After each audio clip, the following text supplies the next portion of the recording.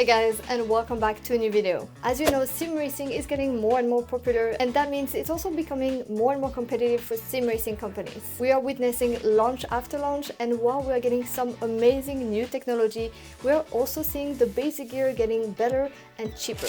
Far is the time where you could not get a decent sim racing setup for less than 3 to 5k. But today I am going to build and test a budget sim racing setup, so let's see what I can do for less than $1,500. As someone who is lucky enough to have some of the best sim racing gear available on the market, I am super curious to see how this setup is going to compare and to see how much things have evolved since I was a kid playing on the Logitech bundle on my desk. So first we'll take a look at the gear, then we'll see how fast I can get everything set up, and lastly we're gonna test it out. And if you're curious about my current setup, head over to readysetsim.com. They just released a brand new feature on their website called My Sim that allows you to see and compare different setups from content creators, esports drivers, real racers, and everybody in the sim racing community. It is a super nice add-on to their current offering, so if you're not familiar with Ready Set Sim yet, make sure that you head over to their website. I'll put the link in the description below. But let's get to the task at hand. This is pretty much the full setup. Let's start unboxing and showing you exactly what I went with. So let's start with the core of this build, the VD10 from PXN. This is the most powerful wheelbase in their new VD series. It offers 10 Nm of constant torque with a peak of 12. It is the direct competitor to the Moza R9, the SimMagic Alpha Evo Sport, and the Fanatec CSL-DD. So let's take a look inside the box. When it comes to the specs, it seems like PXN is trying to position themselves ahead of the competition by offering slightly higher torque performance and a higher encoder resolution. Moza and SimMagic competing wheelbases offer 9 Nm of constant torque and a 22-bit encoder, while PXN ramped up to 10 Nm with 12 Nm peak and a 24-bit encoder, which means 16 million unique positions. That is 4 times more than a 22-bit encoder.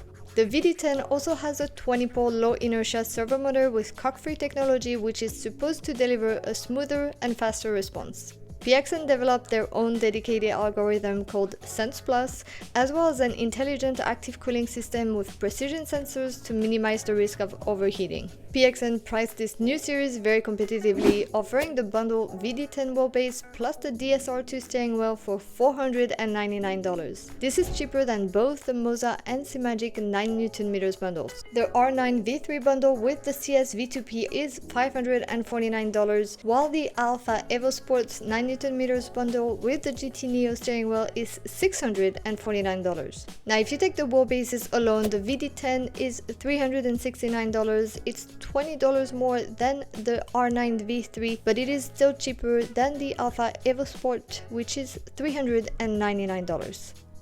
When it comes to the looks, you have this aluminum shell, which reminds me of the Azatec line of wheelbases. It actually looks better though, because the Azatec has similar ridges alongside the body as well, but they do have cuts in the middle of it, which make them look a little bit cheap. So this one actually looks really nice. The finish is really clean. You get 2 plates on the back and on the front that are plastic though. They have this weave pattern on it. I don't know if it's supposed to look like carbon fiber. It doesn't really look like carbon fiber. I would rather have a traditional weave on it, but still it doesn't look bad. It feels pretty hefty, definitely doesn't feel like something really cheap or budget, so it is pretty nice, but it is very heavy. For 10 Nm, it's actually heavier than I expected. You also have 4 USB-C ports on the back of it, which is I think super handy. The QR looks pretty standard, but we'll test it out when we get the steering wheel on it. But of course the real test for this is going to be in the sim, so let's continue with the parts of this build. And next we have the cockpit. I went with the GTLite Pro from Next Level Racing at $329. This is not the cheapest that you can find on the market, but because the wheelbase is still at 10 Nm, I wanted to make sure that I would get something that would be strong enough to be able to handle it, and this rig can actually support up to 13 Nm, so that should be perfect. The big advantage of this cockpit is that it is foldable, so if space is an issue for you, you will be able to put it away at any point in time. So I'm really curious to see how this thing is going to perform, if it's going to be rigid enough to handle the full setup. The other thing that I liked about this rig specifically is that it comes with the mount for a handbrake or shifter, which I think is super handy for such a cheap rig. So let's take a closer look.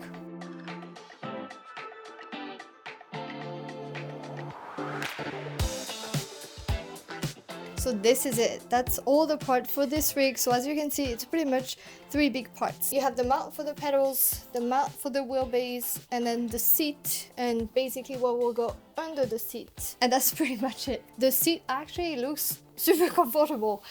It looks pretty good. I love the look. It has a lot of paddings everywhere, so I think it's gonna feel pretty good, and I really want to test it. I can feel that there's a really good support in my back already. I like the size of it. So at the first test, it feels pretty good, but we'll see when it's completely built. For now, let's look at the next part of this setup, which is the pedals. Now, when it comes to the pedals, I went with the PXN VD10 Gen 2, and those cost only $100. This is absolutely crazy. I can't wait to see how they perform, because this is the cheapest set of pedals that I've seen, I believe. And when I think about my Club Sport V3 from Fanatec, those are 5 years old and they still go for $430 today. So of course, these are not load cell pedals. They use a whole magnetic induction system, so it's gonna be really interesting because I haven't used anything else than load cell pedals or the active pedals since I was a kid probably, so I'm super curious to see how they're going to perform. Let's unbox them and talk about the specs. The VD10 pedals are crafted of carbon steel and metal alloy. They have a minimal, stealthy look, which I actually like. The baseline resistance is 8 kg for the throttle and clutch and 10 kg for the brake, but that can be up to 20 kg with this included damper, and I highly recommend you use it. These pedals are highlighted by their adjustability with multiple points of adjustment that can tailor each pedal to your liking. A heel rest is included, which you simply attach the pedals to, and the whole pattern allows you to space the pedals farther or closer to each other. For $100, I am honestly impressed. The last part of this build is going to be this steering wheel, so let's take a closer look. The DSR2 is 300mm in diameter with a rim made of ultra fiber leather, a synthetic leather that is supposed to be non-slip and scratch resistant. The magnetic paddles are aluminum alloy with Hall effect, and I was pleasantly surprised to see there are also dual clutches included.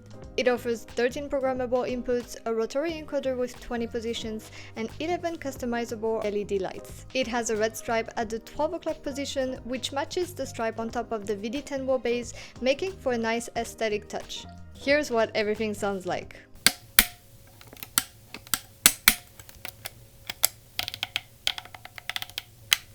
Lastly, we need a monitor and a mount. Since we're doing a budget build, I collaborated with Titan Army, who agreed to send me one of their newest products. As I didn't want to compromise on the performance, I decided to go with a smaller monitor. It is a 27-inch. It offers a 240Hz refresh rate, a 2K resolution, and a 1 millisecond response time. Now for the mount, if you're really on a budget, you can decide to put your monitor on a piece of furniture. It would work great, but in my case, because I also went with the rig that is foldable and I'm really trying to get a build that is both cheap but also doesn't take much space, I went with a wall mount that I found on Amazon for only $65. So the total price for this entire setup, including the wheelbase plus steering wheel bundle, the pedals, the rig, the monitor mount, and the monitor, comes out to $1,221. So that's it. That's all the parts for this build. So let's clean up this mess a little bit and get started on building the cockpit. I have everything ready. As you can see, it should be pretty fast. It's only a few pieces, so I'm gonna do a challenge and see how quickly I can get this full setup together, other than the monitor, of course. So let's get started and see how long it takes. Building the GTLite Pro from Next Level Racing was a little bit more difficult than I expected. It can definitely be done by yourself, but a second set of hands wouldn't hurt for certain parts of the assembly where you need to force some things into place. This is by design. The manual itself says that some portions of the rig, like this rear support frame, are supposed to be difficult to fit into each other so as to increase its rigidity. By loosening these hubs on either side of the cockpit, you allow it to move freely, enabling you to fold it or make adjustments to things. Overall, they work well, but I found them to be a little finicky at times when tightening them back up.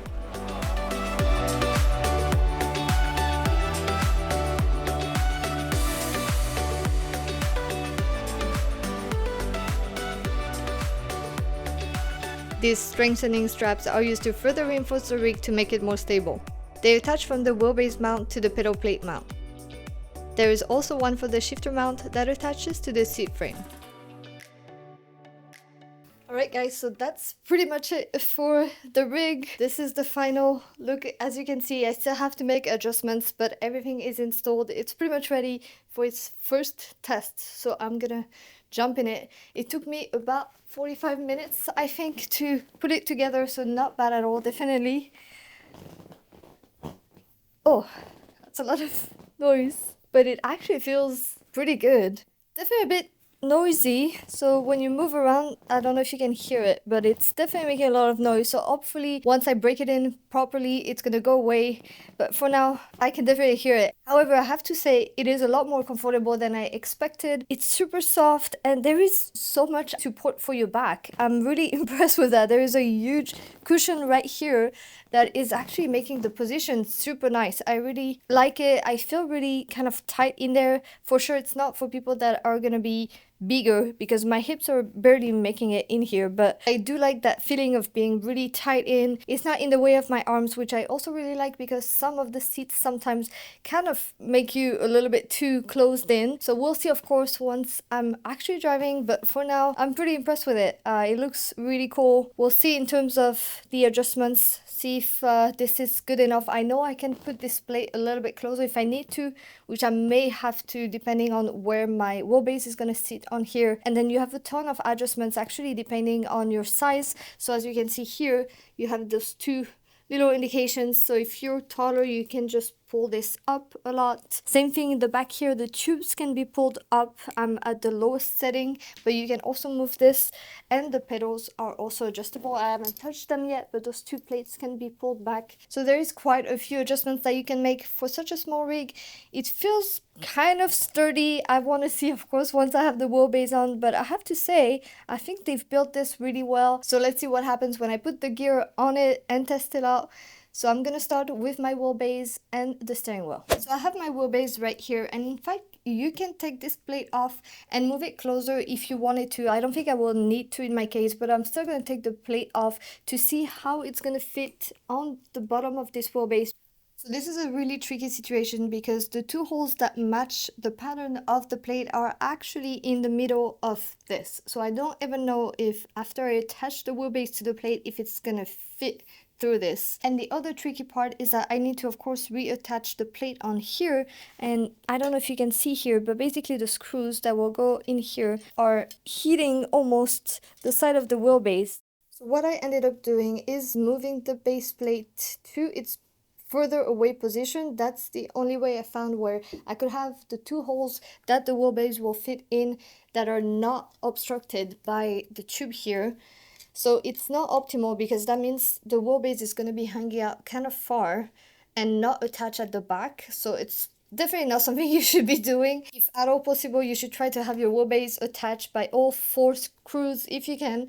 But in this case, since I'm just testing it out, it will have to do. Hopefully it will be stable enough, but we'll test it out, and if it's not good enough, then I'll have to find another solution. But for sure that wheelbase would require a different plate in order to be installed properly on this rig. So let's see if it's actually going to work.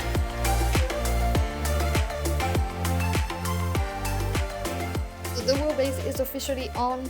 It seems okay. I mean, of course the entire thing is quite shaky, but in terms of holding the wheelbase here, I think it's fine, so that should do it. But let's put the steering wheel on and see how it looks. To put the steering wheel on, there is a line actually here on the quick release and on the wheelbase, so you have to align those in order to secure it in. So let me show you. And there'll be a big click so you'll know it's properly in place. The last step now is to install the pedals and tighten everything up.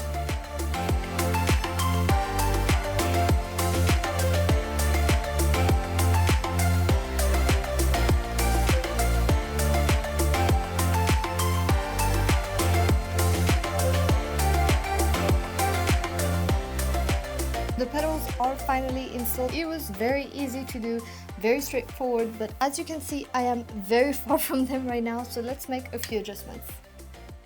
Now that everything is installed, the rig is ready. I'm only missing one thing, is the monitor, so that I can put it on the wall. So I'll be back in a couple days once it gets delivered.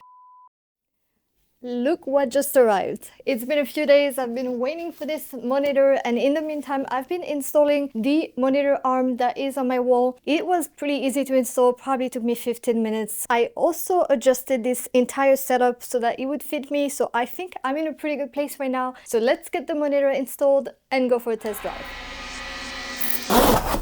The Titan Army P2710S retails for $299, but is on sale right now for $229. With a 240Hz refresh rate, it should offer me that buttery smooth gameplay that everyone is after. And unlike my 57-inch Samsung, which requires a very powerful graphics card to run at its 2160p native resolution, this one will be running at 1440p, taking up less resources and allowing me to get high FPS to more easily take advantage of that fast refresh rate. The nice thing about this mount is that it is Visa compatible, so I just have to take this part off in the front and attach this to the back of the monitor. But if you ever wanted to use this monitor on the desk, it comes with this standard mount as well. So this mount has two tension points, one right here that allows to move this arm up and down, and the second one is on my side right here and allows to tilt the monitor up and down. So this is it. This is the full setup. I am not super happy with the placement of my monitor. I definitely put my mount a little bit too high. I thought the arm in the back would go further down. That was my mistake. So ideally you would probably want it to be right above your wheelbase, but otherwise pretty happy with how this setup is coming along. So all I have to do now is bring a computer and get everything connected. When it comes to the PC, I decided to go with this custom PC that I built last year. It has an Intel i5 along with a 4070 Super graphics card, and it has 32 gigs of RAM. I actually just recently made a video on a brand new PC that I received from Alexander PCs, and I tested it against this PC. So if you're curious to see how this performs against a 5080 graphics card, go ahead and watch the video. I'll put the link in the description below. When I bought all the parts for this PC, it was a total of about $1,300, so I think it fits well for this budget build.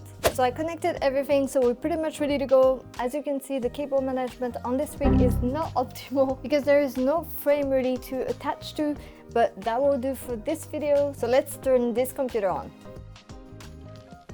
Alright guys, so I just downloaded the software for the PXN gear, so let's take a look. At first view it looks pretty traditional, pretty similar to what I'm used to with other softwares.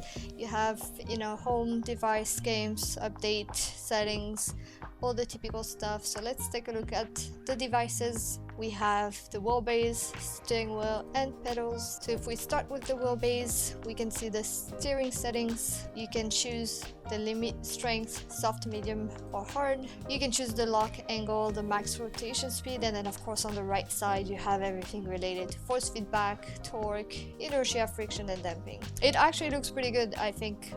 Everything is pretty clean, there's no lag.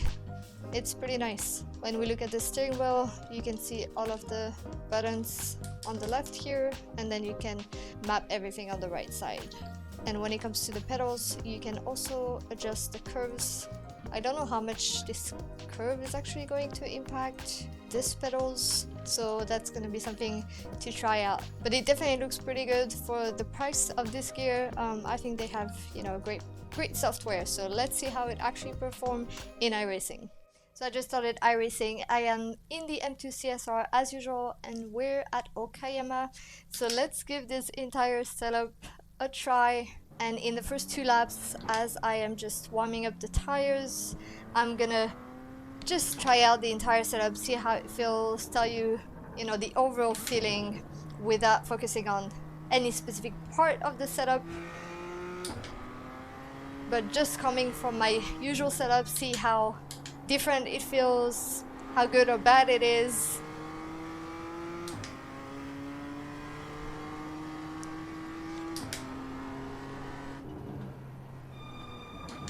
Oof. All those pedals are gonna take some time to get used to. So far, it actually feels pretty good, and I think it's mostly due to this seat. I am pretty impressed with it. It is pretty comfortable, to be completely honest. Alright, I just did a few laps. I am starting to get used to this new setup, starting to get used to the wheelbase, the pedals, and I have to say, actually, for the price of this setup, I am pretty impressed. I wasn't sure what to expect. This is probably 3-4 times cheaper than my current setup, so I expected to be very disappointed and having a hard time to get used to it, but it's definitely not as bad as I expected at all.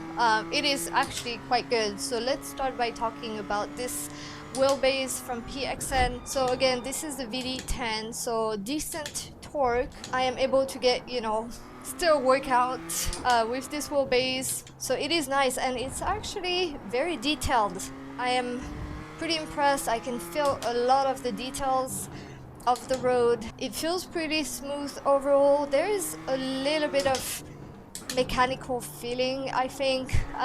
It's something that I've described before, at least tried to describe. I think it was when I was trying the SimMagic wheelbase. The easiest way that I could explain it was to compare it with my SimuCube 2 Pro, that of course I'm very used to and that I love a lot. And what I was explaining is all the feedback that I would get would feel like it was coming from the steering wheel. So it was really in my hands, it felt very realistic, immersive, and the difference with this cheaper wheelbases is that it tends to feel a little bit less realistic, and you can tell that whatever you're feeling when you're driving is coming from the wheelbase. So again, this is just something that you have to get used to.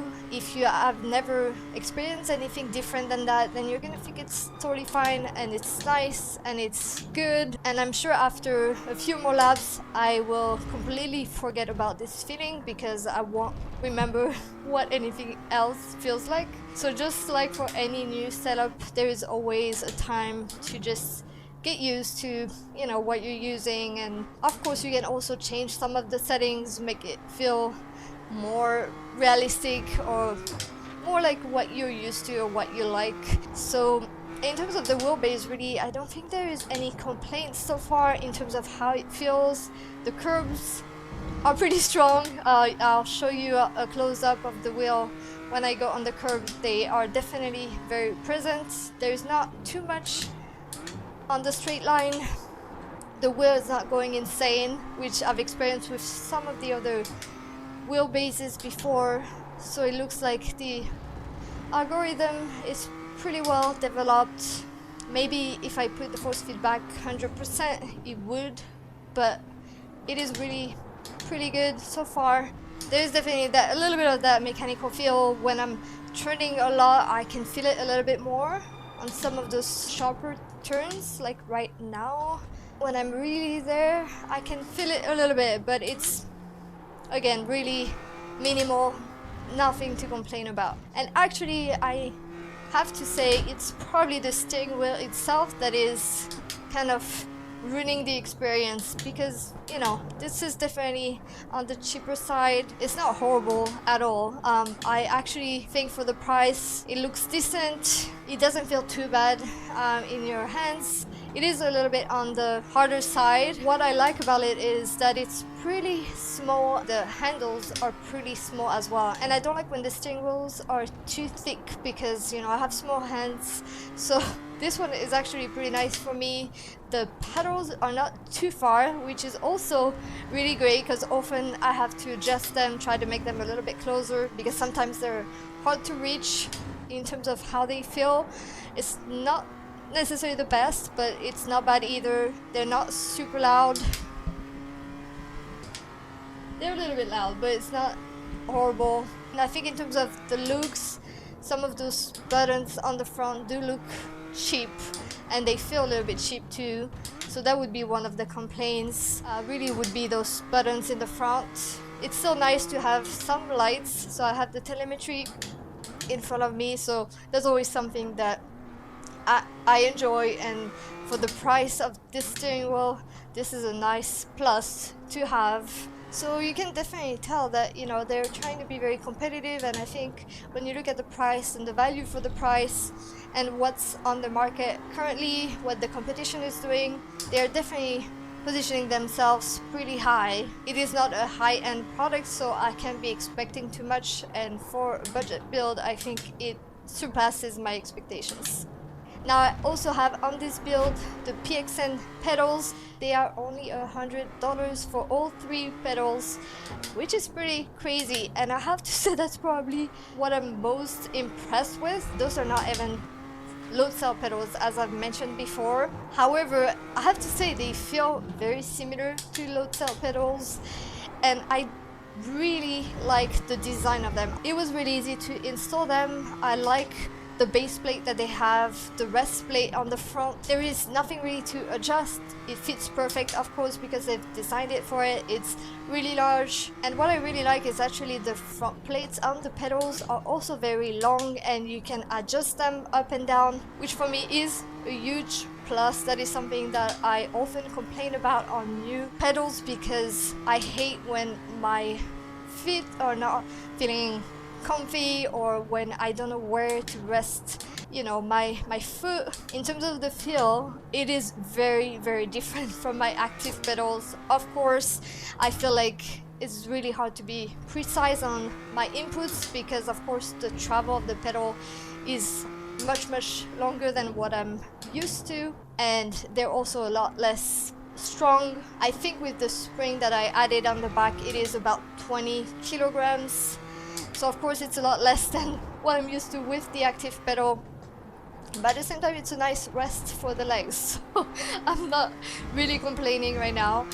But if what you're looking for is immersion, those are not the pedals to go with. But if, you know, you're mostly sim racing, you just want to have fun, you're gaming almost, then those are very decent. There is no complaints about it. I think if I was to do a few more laps, get more used to it, I would be totally fine with it. And honestly, I've seen esports drivers that, you know, do not race in real life, but they're really high level, and they use this type of pedals. Maybe not this ones exactly, but they still use pedals with Hall sensor and not load cell pedals, so you can still definitely be competitive with this kind of pedals. My main fear with this would be the consistency. As I said, the more pedal travel, the harder for me it is to know that I'm braking with the same pressure every time. But again, it feels much better than I expected. I thought it would take me a lot longer to actually get used to it, but no. The main thing about this whole setup would be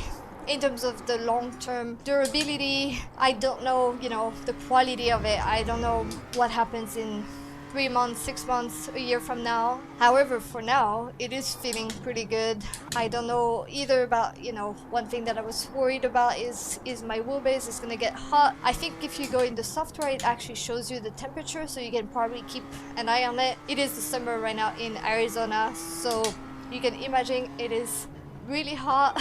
I do have the AC, but still it's actually not cold in the house right now. It's pretty hot, and for now, so far, it doesn't feel hot at all. There is no lag. Everything is working perfectly. So we'll see on the long term. I'll let you know if I run into any issues at all. But yeah, pleasantly surprised with this entire PXN setup. I am getting more and more used to the wheelbase now. I'm starting to have a little bit of pain in my thumbs. I think it's coming from the stitching actually on the steering wheel. That's where my thumbs are holding the wheel, so that would be a complaint. But in terms of the wheelbase itself, it's, as I was saying, as I'm getting used to it, it feels better and better, because I forget what my other one feels like. Yeah, so I don't know if any one of you have experience with PXN before in terms of durability with customer service. Also, maybe I do not really have any feedback on that, so it would be good to hear from you guys to know what you think. See if in terms of, you know, the quality and the long-term durability, if this is something that you can trust and go with. I would love to hear in the comments below. But for now, let's talk a little bit about this rig and this seat. Of course, I know this is not the most rigid rig. It's a foldable rig. It's not an aluminum frame. It's not, you know, your traditional really strong tubular rig either. However, you know, I'm racing pretty much like I do in my other rig right now, and I don't feel like I'm moving around. I don't feel like this entire thing is shaking. Of course, if I do that, I am shaking. But if I am just racing, you know, normally I don't feel the flex, you know, in the wheelbase. I can see that probably it's moving a little bit or shaking, and I'll put some videos or some b-rolls from the side to see exactly what happens when I'm racing. But in terms of how it feels, I have no complaints, and I really like this seat. It is so comfortable. There is so much support for your back. It is soft, I guess because of the material in which it's made. That is definitely the type of rig that, you know, I would love to offer to my nephew, for example. He's getting started in sim racing, and so far he's using the Wheelbase on his desk, and I know it's not optimal, but he doesn't have room for a rig, so this one that is foldable would be, you know, an amazing option for him. So I actually might consider making sure that he gets one soon, because I think it is much better than I expected. I really thought, you know, this thing is gonna maybe fall apart. I'll try maybe with higher force feedback to really put it to the test.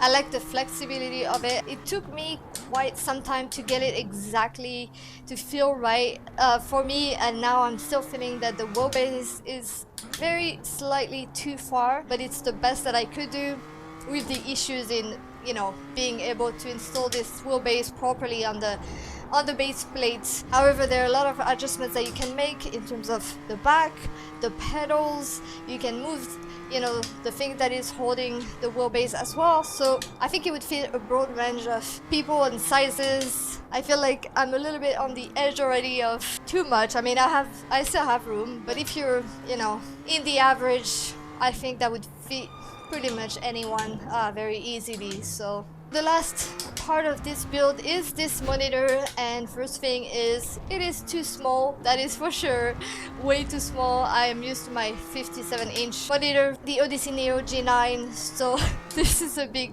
downgrade right now. However, the quality is impeccable on this thing, and it feels really smooth. The colors are really nice. I'm a little bit too far from it as well, so I think if I was a little bit closer, it would help make it even better.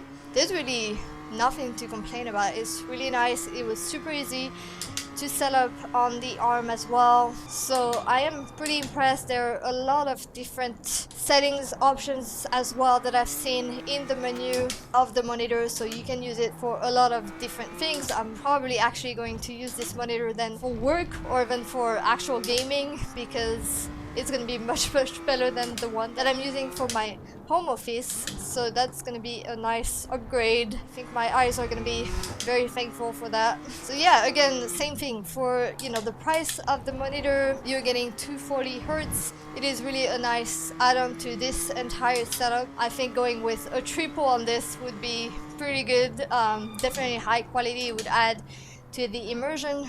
But in order to keep this build on the cheaper side, you know, I decided to go with just one monitor for now. So yeah, just getting it a little bit closer, and I think that would definitely do the trick. It's the same as anything else really on this entire setup. It's just a question of getting used to it. So right now it feels, you know, really small. It feels like I'm not able to see enough on the screen. But if I was to use this setup for a few days, I would be totally fine with it, and I think a lot of people would be really happy with this setup. Alright, so verdict. As I said, really impressed with this setup. I think if there was one thing that I would want to upgrade, would be the steering wheel. That would be probably the first thing, because even though it's not the most important on your setup, I actually feel that on this specific setup, this is the weakest link. This is what is making the experience a little bit less comfortable, and I think still having, you know, a nice steering wheel that you feel comfortable with, that you can drive with for hours, is still really important. This entire setup, if you exclude the PC, is around $1,200, maybe $1,300.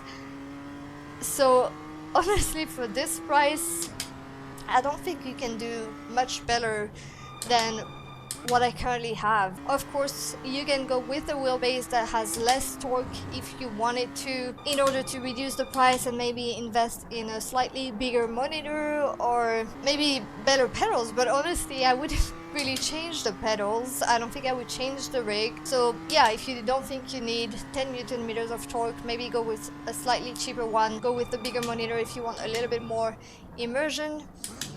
But if you're trying to have fun and you still care about getting a decent force feedback so that you can really feel, you know, that you're sim racing. And in my mind, it's important to have at least, you know, 10 Newton meters. I think is a good compromise because it's still pretty cheap, but it's definitely enough. If you're interested in seeing any of these parts, I'll put the links in the description below so you can have access easily. If you have any questions at all, please let me know and I'll keep you guys updated. But I am definitely curious to hear what you guys think about this entire setup, so let me know in the comments below. And if you enjoyed watching this video, please give it a like.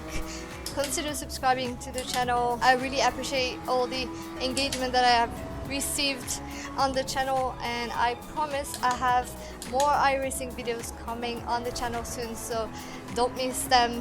Hit that notification bell button so you know when the next one is up. Thanks again for watching, and I'll see you in the next video.